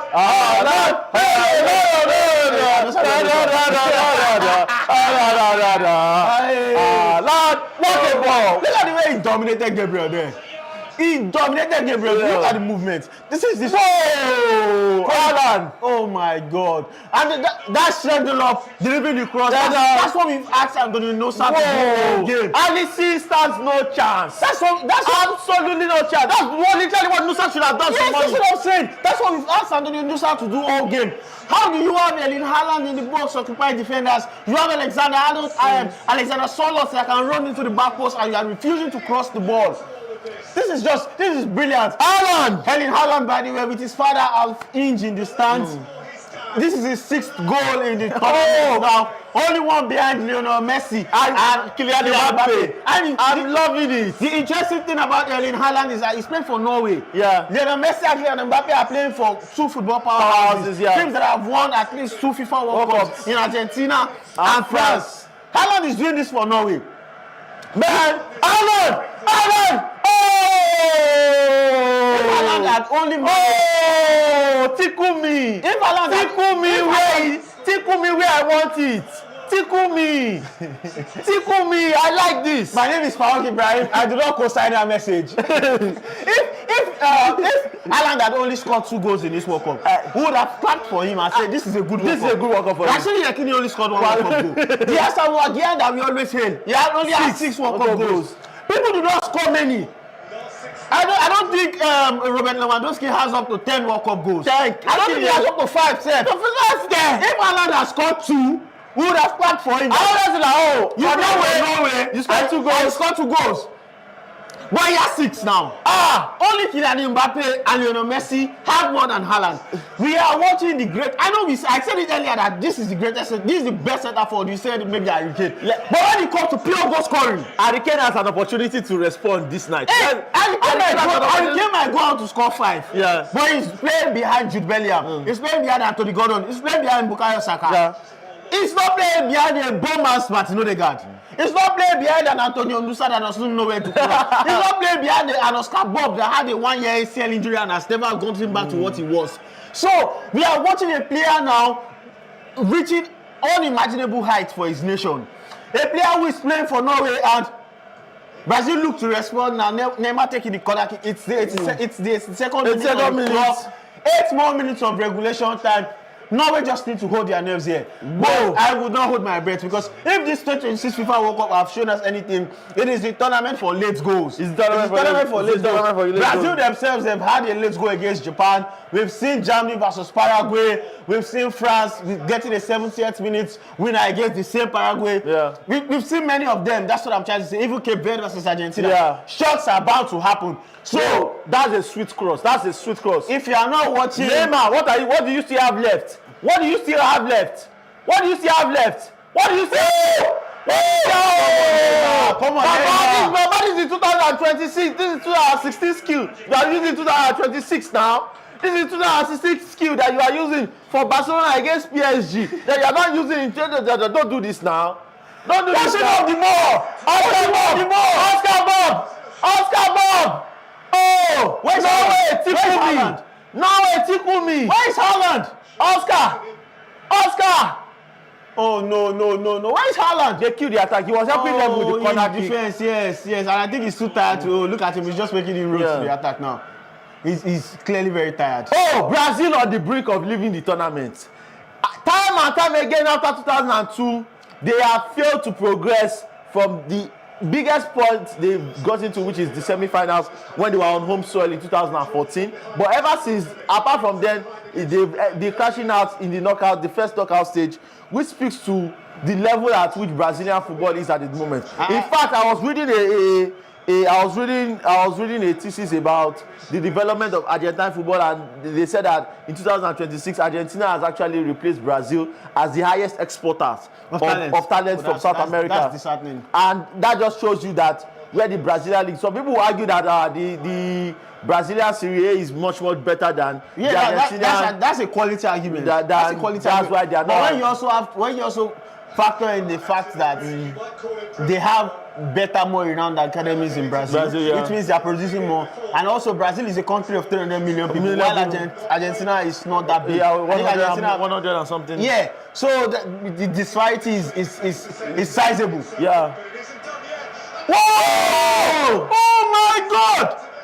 No, they can't rule that as a handball now. The ball, he deflected off him, so they can't call that. I do not know how to describe that. I am a writer, but what failed me for the skill Hendrick just tried to play there. I do not know if that was even a deflection or if he intended to do that. Okay, clearly, because I would have said this boy is conjuring things. Vinny, your tournament is on the line. What are you going to do? Oh my God!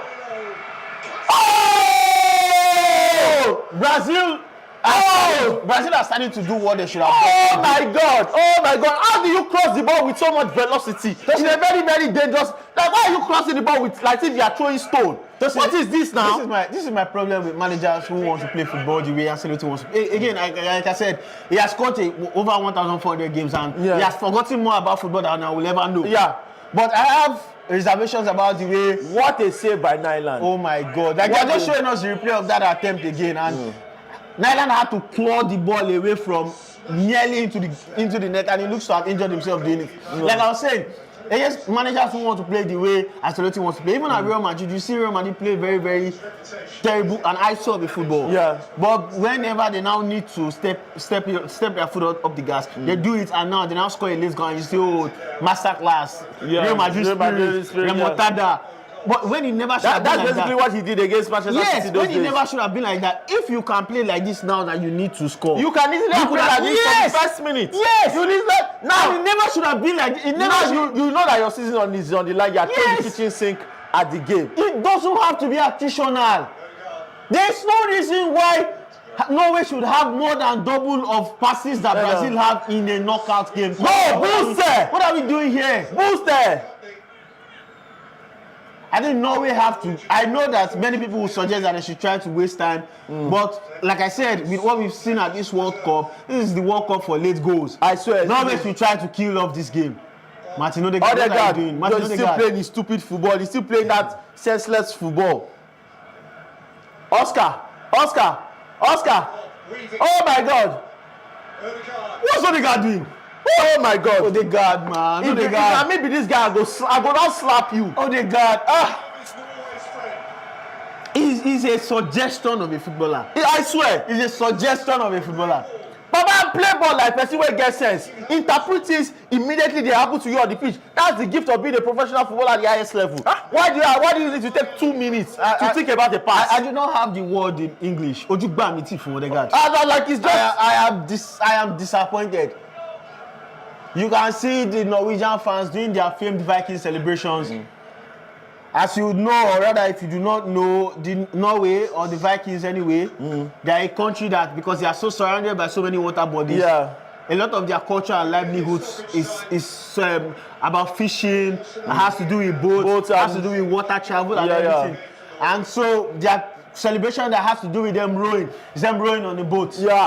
Woo! And you can see some sections of the sections of the fan base already doing that. Woo!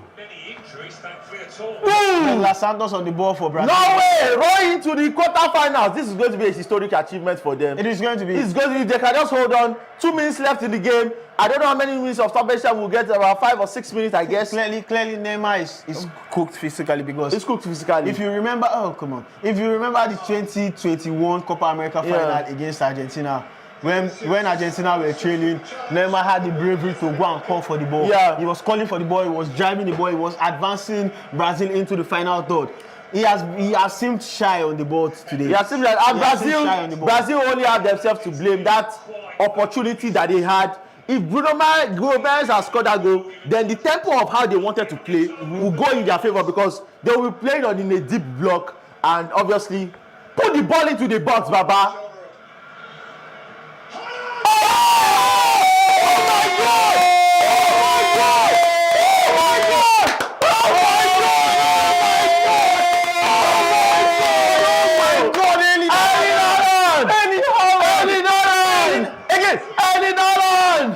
I know you are one of them. All of you that say this boy cannot win Ballon d'Or. Because he doesn't know how to dance at Tinogu. All of you that say this boy cannot win Ballon d'Or. Viking. All of you that say he can't win Ballon d'Or because he doesn't know how to dribble. So I always tell people, Erling Haaland, oh my God, when they talk about the World Cup story, the World Cup story for 2026 is not Lionel Messi. As at this juncture in time, I'm a Messi fan. Hey, I'm a Messi fan. You saw Mbappe. It is Erling Haaland. The story of the 2026 FIFA World Cup is Erling Haaland. What audacity! Hey, What audacity! I'm sorry if you are 60 years old. Maradona did not do this. What audacity! Maradona did not lead the Norway side. What audacity! He's carrying a team. What audacity! 7 goals. This is a carry job. 7 goals. This is a carry job. 7 goals. You guys, we are coming from Norway. Hop on my back. Hop on my back. I will do this. He carried the Ark of Noah and all of the Scandinavia. He put it on his back. Let's go. And he's going. Let's go to the quarterfinals. Oh my God. Gabriel looks dejected. He knows it's over. It's over. This is over. Oh my God. Erling Haaland. There is a running joke on TikTok and Snapchat of Haaland posting that he can never catch Messi, that Messi is going to win the Golden Boot. I'm sorry, Lionel Messi. He dey won Euro. He dey won Union. Haaland dey won Union. Olóyè burúkú lele, he dey won Union. He no know say one person na go. He no know. Haaland no know say one person na go. I don't see where they do for social media. They talk say Messi is a madman. He dey tell you say I dey come for you. I'm coming for you. He could bomb on your move. Haaland looks to have let his hair. He has let his hair down. His hair is now flowing. Oh my God, Brazil. Another elimination by an European nation. And for the gamblers amongst us, I'm sorry, I know your tickets are ripping apart right now. I know your tickets are catching fire right now. Whoa! I know your tickets are jamming right now, and I'm sorry. Hendrik, you are the star of the future. You are the star of the future. Brazil have to score now if they have any chance to do anything in this game. They have to score right about now. Vini, Rock Nation. Vini, Rock Nation. Jesse is here. Shoot the ball now. Oh, Vini, Rock Nation. Vini, Rock Nation. Giga is here. Tosin, let me pause you a bit. I know we've been very excited about this. Oh my God. Oh my God. They see they use Naka. Hey. No way. No way they do this kind of thing. I use they do crash. I know we are very excited. The game is on the knife edge right now. Not necessarily a knife edge. This one is over. The game is very exciting right now. But let me just pause here and slow down the tempo a bit. What do you think about Alisson and those 2 chances? Do you think an Alisson in his prime concedes both chances? That cross by Berg was perfect for that first goal. And the momentum at which Erling Haaland was coming towards that ball, I won't blame Alisson too much. But you can see that his fingertips were close to it. Yeah. Even though he was. So what happened was that, like, normally Alisson checks him, he moves once before he says. Yes. He didn't have the opportunity, he does straight. So I'll give him the benefit of that. The second goal, looking at where Haaland was, and once Haaland was taking the position of that, I'm going to hit this, he should have been in a much more centralized position than being tilted towards the left. Because this Brazil, I know it's very easy to look at Neymar and say he's cooked physically. It's very easy to look at Casemiro and say he's cooked physically. By the way, Casemiro, he has been 0 in this game. Casemiro is 0 in terms of breaking. Because he scored in the game against Japan. Yeah, because he scored in the game against Japan. In terms of being a breakwater and stopping Norway attacks, Casemiro has been 0. So it's very easy to see that. Who is this one? Who is this? It's very easy to see that he's cooked physically. It's very easy to see that Marquinhos is not in his prime anymore. But look at Alisson for this goal again. Whoa! Look at Alisson for this goal again. Like I said, I know it's very. Oh, okay. I'm sorry, Alisson. My bad. Nobody's saving that. No, nobody's saving that. My bad. Alisson. Alan is just.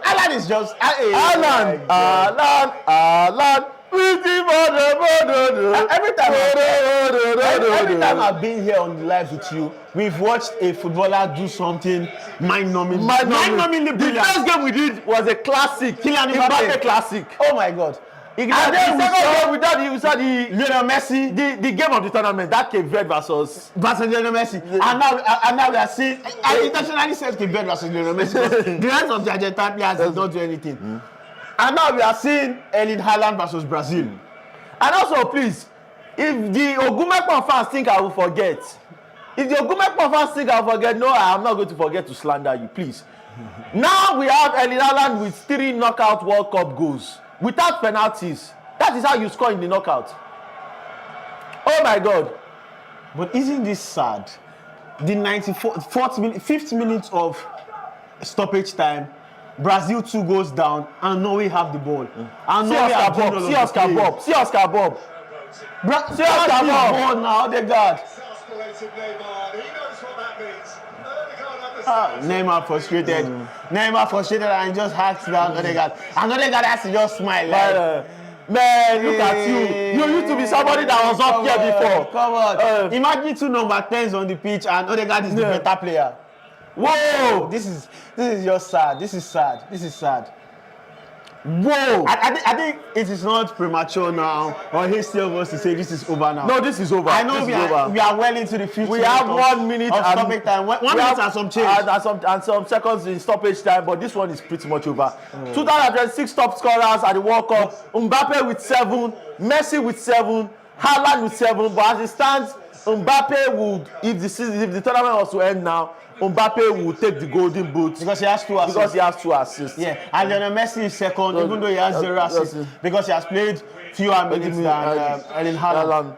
Whoa!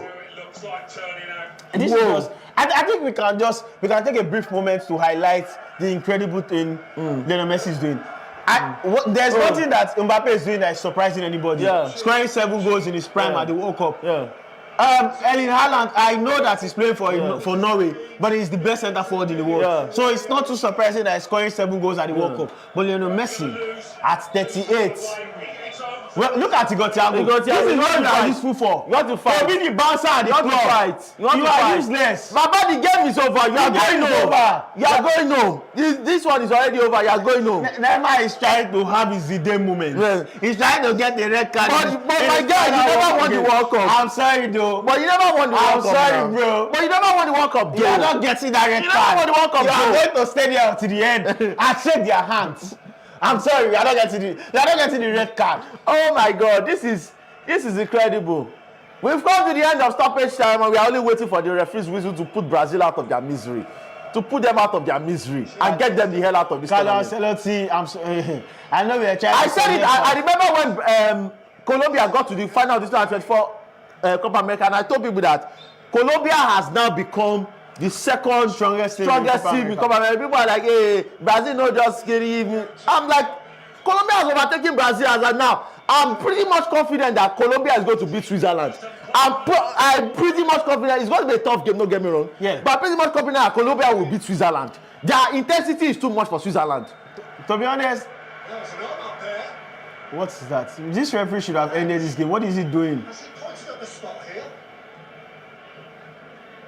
What is this referee doing? What is this referee doing? First of all, this game should have been over. Secondly, he looks to have blown a penalty. Or was it outside the box? They've given a penalty to Brazil. What is this? What is going on? I don't know what's going on right here. I don't know what's going on. Again, it seems to be like officiating in this tournament. But I will expect him to go to the video assistant referee to check it. No, he's not going to do, because firstly, this game should have been done. It looks like FIFA has instructed all of the referees to try to cook up as much drama as they can. Okay, wait, I'm coming. Okay, yes, there's corner to do. Yes, you don't blow this in. Well, also the game should have been done. But the game should have been done actually, like. So Neymar steps up. For what could be his last kick in a FIFA World Cup game. Nilan looks to be trying to get into Neymar's head. He looks to try to be getting into Neymar's head. And Neymar is one of the kings of the stutter step. And I know we've already criticized the stutter step today with Nilan foiling Bruno Guimaraes. If this referee is not a son of a gun, I expect him to end this game immediately after the penalty. Do not give Brazil a chance to cross the ball into the game. So Neymar on his last legs with his final kick of a foot. Neymar, what a penalty. Neymar telling Nilan, I am Neymar. He's trying to tell him, I am Neymar. Neymar scores. Congratulations to him. He finally has another World Cup go after all these years. This is his last World Cup, by the way, because they begged him to come to They literally begged him to come to They literally had to beg and go to... That's brilliant. And they had to go to Osun for him to get... That was brilliant from Neymar. He's the king of stutter steps, and he dispatched it. But congratulations to them. They gave him over 2.5 when I thought it was not possible in the second half. After a goalless first half, they gambled through and through. So let's see what's going to happen. This game should be done. Come on. This game should be over. What's this referee doing? It's a ninth World Cup goal, takes him up level with TOSIN and FARUQ, beyond Ronaldo and Leonidas. Just getting the two captains together, the left. This game should be over. Come on. We're already in 10 minutes. What the hell is happening? Have to keep the ball. What's going on? Why are these referees obsessed with creating drama, unnecessary drama? What is this like? Is this part of the entertainment circus in the US? What are we? This is 11 minutes. What the hell is going on now? What the hell is going on? Why is this game still on? Why is this game still on now? Oh my God! And Neymar again. Oh my God! Why is this game still on? And Milan comes together, and that is a catch that made the match. I do not understand what's going on. And this is the same thing they did in the Portugal versus Croatia game. Who beat in Ireland? Oh! Norway knock out Brazil from the 2026 FIFA World Cup and progress to the quarterfinals. Incredible result. Incredible. A masterclass in finishing by Erling Braut Haaland. The first goal, a powerful header. The second, a well-taken strike from at the edge of the box. A consolation penalty for Neymar. But Norway thoroughly deserved this. They were dominant from start to finish. It is the end of the tournament for Vini Jr. Incredible performance by Erling Haaland. He joins Mbappe, he joins Messi, 7 goals, top scorer, and now they face the winner of Mexico versus England. What? This is just an incredible achievement. Heading into the first hydration break, Haaland has barely touched the ball. Yeah. And we knew that Erling Haaland does not have to drop deep. He doesn't have to involve himself into the play to be as relevant. He doesn't have to involve himself into the play to have his say on the game. The first goal was a header from an incredible movement. The second one was just him looking at himself and saying, me, I am Haaland, and I'm going to score this goal. And that second goal was very important. Because you've seen the referee conspire to give Brazil a goal they clearly did not deserve. Brazil did not deserve to score a goal in this game. Brazil do not deserve to enter into the final minutes of stoppage time knowing that they still have the chance to score. Neymar did not deserve to score a goal in this game. You can see Vinicius and Erling Haaland shaking themselves, clearly mutual respect between two definite modern legends of the game. Haaland, we are witnessing a legend in the making. We are witnessing history in the making. When the people from yonder, the people from the 70s and the 60s witnessed Gerd Müller, this is our own version. This is a legend in the making. This is a Ballon d'Or candidate. I understand that Manchester City only won the FA Cup and the EFL Cup. But if this man, Erling Braut Haaland, takes Norway beyond the semi-final of the FIFA World Cup, if he takes, because if you knocked out Brazil, if you knocked out Ivory Coast, there's somebody you can beat. Like, there is no reason, especially because I feel that Mexico is going to beat England today. So, like, if you are facing Mexico and it's not going to even be in Mexico, it's actually going to be in the United States of America without the altitude advantage, without the home-based fan advantage. Like, there is no reason why they cannot knock out Mexico. And even if it's England, England will be favorites in that game. But I do not see it as a mission impossible for Norway. I just want to say, Erling Haaland, thank you for this performance. And this is a player who I like it when big players turn up in big games. Matches. Nothing makes me much more happier than a big player coming into this game so beautiful with the hope of his nations on his shoulders and delivering. Interestingly, in the Premier League, Haaland has been, I don't know whether he's rightly or wrongly criticized for how much he impacts big matches. Yeah. And this season, in the games against Arsenal, he showed that he can score goal in big matches. And he has carried on that form into Look at World Cup for his country. Look at the prince and the prince and the king and the queen of Norway in New York. Honestly, I think like if to say Super Eagles don't qualify now, so I know they bring contaminated Super Eagles discussion to the fruitful conversations like this now. Brazil looks to have brought out the baddies because you know we were saying that they are washed now. Only Cape Verde are the ones that are shining. Now. No. These games that they look to have brought out the baddies. If there's one thing that Brazil were able to do in this game, they were able to redeem their image in terms of bodies. Yes. They were able to do that. Yes. We are getting knocked out. Yes, but Cote d'Ivoire will not have the #1 hype about bodies. Okay, Verde. Cape Verde will not have the #1. Neymar is crying severely because he knows this is the end of this.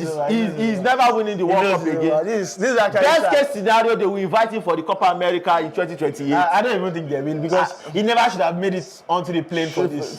He never should have made it onto the plane for this. Oh my God, this is just. I'm so happy for Norway, a small country on the island, and they were able to achieve this. It's just when you see a man like Erling Haaland making his own legacy, and you can see Neymar, that's why they say youth is wasted on the young. Yeah. Because you can see Erling Haaland, who is in his own prime, making his own legacy. I'm sure in 2014 or 2010, when Neymar was making his own legacy, you would always be looking at it, I still have time. Yeah. I still have time. Okay, I was not able to win it in 2010. 2014 is coming. When we host it. I couldn't win it in 2014. 2018 is coming. I have the chance then. And then I couldn't win it then. Okay, 2022. You couldn't win it then. Okay, maybe one more time. Honestly, that 2022 against Croatia was like, honestly, to be fair, against Croatia, they dominated possession in that game. They had a lot of attacking impetus in that game, but Croatia were rugged, went into extra time. Odegaard, drop that stick for Haaland. We're about to do the roll. Drop that stick for Haaland. I don't want to see you with the stick. I know you are the captain. But if you don't know what we are talking about. But the thing about Haaland is that Haaland is a team player. He's not bigger than the program. Norway. Hey, I'm sorry. I'm sorry. If you are Odegaard, you should not. For this one, give him the stick. Yeah. I know that Haaland will not come and collect it from me. But for this one, give him the stick. If you don't know what we are talking about, Norway have a very interesting celebration in which they bring a drum, a bass drum. Let's go! Odegaard just put it in the Haaland and give him the stick. I want all of you will be looking at me like, what's this guy say? They're having a celebration. Odegaard seems to have sense. And he has called out Haaland and he has given him the stick. If you don't know what we are talking about, Norway have a drum that they bring into the center of the pitch and they drum on the drum while their players they gesture like they are rolling. And as we explained, Norway is a country with a culture around sheep and water. The Viking culture. Yeah, the Viking culture. Yeah. So they are gesturing as if they are rolling. And so join us at home as we participate. I'm going to be participating in this one. Let's go. Let's quickly take you to New Jersey now, and we can listen in to those celebrations. Let's go. Pay me now. Let's go. Woo! Gives me goosebumps. Woo! Come on, woo! Woo! Woo! Every time I do that, action is like. Woo! Woo! Woo! Woo! Woo! Woo!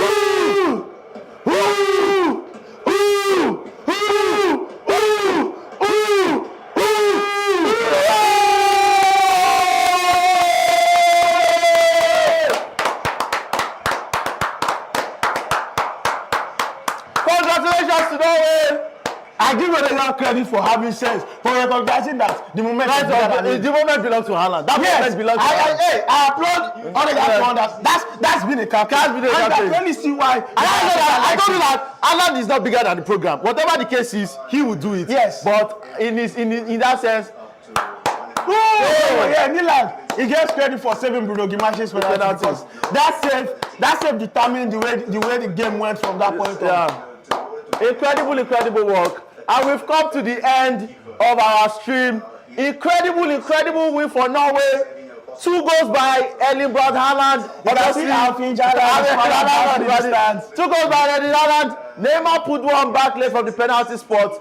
But it is Norway that is marching through to the quarterfinals where they await the winners of the game between Mexico and England later this night, early in the morning in this case.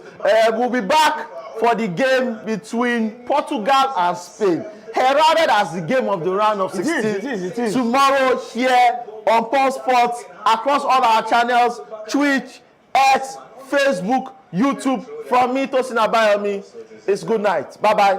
See you I'm Faruk tomorrow. Ibrahim signing out. Thank you. See you next time. Yeah. And also that second half saving will put Norway in just the right shameful way. I think for us, it's Ireland, shameful. for me, as coach said, How do they have an XG of 2.75? Two penalties. you know, it like Oh, okay, obviously, two penalties. Because we saw that with Yamal and Mbappe, this generation, they're fearless. They go to those moments and they say, give me the ball, I want to shine. And that's something that we must give to them. You look at those